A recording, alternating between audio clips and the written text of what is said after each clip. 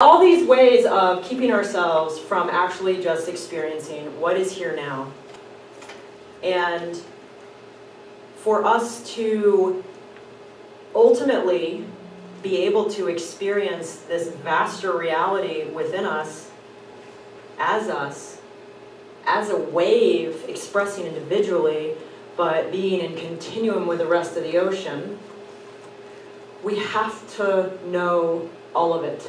We don't get to just hooray for the parts that feel good and light and inspired and wonderful, and stuff the parts that often will have us in fetal position, feeling like we're getting eviscerated because it is so painful.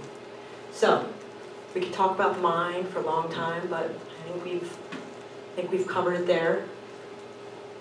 And a few analogies that I like to illustrate this. If we think about ourselves as captains of this great seafaring vessel that is our life, and we stand at the helm, and we stand at our wheel, and we're looking out over a horizon that appears calm and peaceful, and there's blue sky and sunshine, and we think, that is where I'm going. And then all of a sudden we find ourselves in the middle of this storm that we didn't even see coming. What it's good to remember is that there is this mechanical room in the underbelly of the ship. Bless you. And in the mechanical room are all of these various deeply, deeply ingrained mental pathways that are exerting far more effect on our direction than most of us are aware of. And another way I like to think about it is, if you think about our bodies being the temple for this reality within us, you can think about our ego structures as sort of scaffolding. And scaffolding is sort of rigid and cold, and when there is this scaffolding present within us to some degree, the dynamic sort of fluid present reality gets hung up on that. And all of these mental pathways you can think of as lenses through which we perceive reality. So all of us have vastly different experiences in our lives, and so we're all going to have different lenses, but we are organs of perception, and we are perceiving all the time. We're perceiving when we're awake, and we are perceiving when we're asleep. We know we're perceiving when we're asleep because we get up to go to the bathroom, so there's some signal, right? Oh, let's wake up and go now. So we're always perceiving, and if you kind of layer these lenses one upon the other, it kind of becomes apparent why our versions of reality can be a little distorted to how things actually are, because we're all perceiving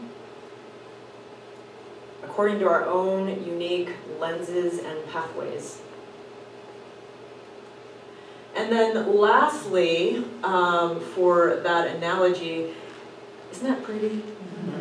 Mm-hmm. If you look at the rocks like that, they have a certain appearance, right? They look a certain way. And somebody might come along and describe how they look and say, oh, this is the reality of those rocks. But there's something that we're looking at them through. So if we remove the water, the rocks are not going to appear that way. And as it is with our human experience, if we are, say, hovered in the underbrush, right?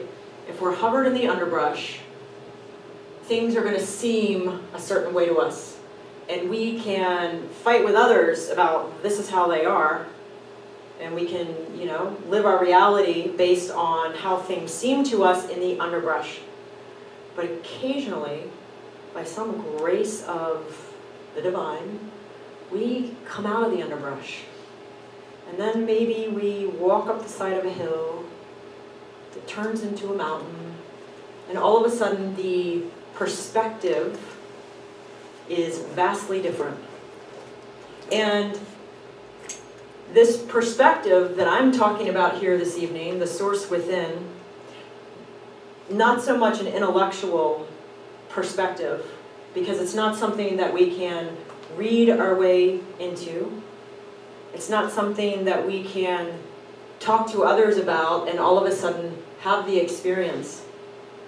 It's something that we only begin to experience when we turn the lenses inward and start that journey. So I kind of think in visual analogies. So I'm a writer, and I get these images, and then I kind of have to write about them or talk about them. And this kind of came to me one time. And so if you visualize a deep ocean with a really, great bed of kelp, probably the same kind that you guys have snorkeled in, scuba dived in many times. If you think about what's happening at the top, at the surface level, there is turbulence, there are waves, there's wind, there's a lot of movement and sound, and things are just a little more turbulent. But if you go down to the root of the kelp, where things are actually rooted into source, into their source at the bottom of the ocean, things are far more still and quiet. And there's not a whole lot of movement. Things are just utterly still. And it is possible to come from that place, so root into source within us, and be with what's happening at the surface level, but without getting thrashed about and without getting rocked by it. If we just hang out at the surface level and we aren't rooted into source, things seem very tumultuous, they seem scary, they can seem fearful at times, right? Especially these days. If we're hanging out there at the surface. But if we hang out there at the surface and root ourselves in, it's a whole other experience. We can be with our source, which kind of serves as support for us, for our fears, the places that we still tend to contract around. And when we contract around those places, we tend to disidentify from that which we've come from, and we become super identified with the fear place. And we become sort of that thing, right? Instead of I am experiencing anxiety or I'm experiencing whatever, we become that experience and we identify with it, and we are totally sucked into that experience such that we lose contact with that greater thing that's happening. So I really love that analogy, and I wanted to just say a couple of things. I think there is a common misperception that if we accept reality as it is, which ultimately starts with what's happening here, that is somehow an act of sheer complacency. That I've seen the bumper stickers, if you're not angry, you're not paying attention, or something like that. And that's actually not true. At the subtle level, if we accept what is happening within the framework of our being, if we accept that and we're able to learn how to, with our conscious awareness, stay with those sensations, we are able to serve a situation in a much more profound way. We're able to come to action from a place that is what the Buddhist tradition would call right action, but a place that is utterly compassionate and loving, and we can be incredibly useful and helpful and decisive, but we're not at the same time like spinning and spewing negativity, which that negativity, if we think about ourselves as those spider webs, that negativity is basically like clouds of dark disharmony that we perpetuate. So it's just worth, I think, thinking about how we encounter things. And if we're really busy building a case and we are perpetuating hardcore negativity about things we don't like, we're kind of defeating our own purpose. And we're far more effective, and we can move mountains when we're coming from this other place in a way that we can't when we are perpetuating this hardcore negativity about stuff, especially about ourselves. I mean, it's definitely the first place to look. I think that I know that I'm not alone in having an inner critic who warrants a lot of investigation, right? And I am going to read you guys a couple of poems, okay? They're my poems. I first started writing poems when I was about 11. Before that, I'd written letters and I'd written, had journals, but the poems started coming when I was about 11. And I'm going to read you guys two of my favorite poems. They're more recent poems. They're kind of a little bit long, so bear with me. But I just think they nicely kind of summarize this discussion. Or should I say this diatribe? So, the first one is called Why Bother?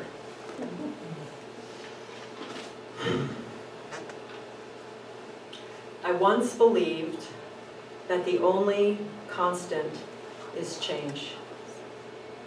Everything changes, always. It is the nature of the unmanifest manifested. I used to believe that the only thing we can count on is death. Like all who have come before and all who will henceforth come, the body will be evacuated. Then one day, I took a dip in another reality. One that, despite the constant transition and movement of life as we know it, doesn't ever change. I couldn't have thought or read my way into this reality. I made contact with it only because I stopped. I hit pause long enough for this other cosmically profound reality to reveal itself. It is still and vast and silent. It is benevolent. It pervades everything, though isn't always experienced. One must develop ears to hear silent music. Eventually, it taught me that I am it, that we arose from it. There is no possibility of being anything else. Separation simply does not exist, despite the fact that the experiential understanding of it is not ubiquitous. Its benevolence is not altered by man's choice to kill, to pollute, to rape and pillage Mother Earth, to cut down her trees and defecate in her oceans. Free will is free will. It is way beyond preference. But since the past, present, and future are all indeed happening now, solutions to man-made problems already exist. It is beyond time and space beyond concepts of good, bad, right, wrong, self, no self, God, no God. It is not personal. Personal is what we do with it. This totality simply is everything. So why pause for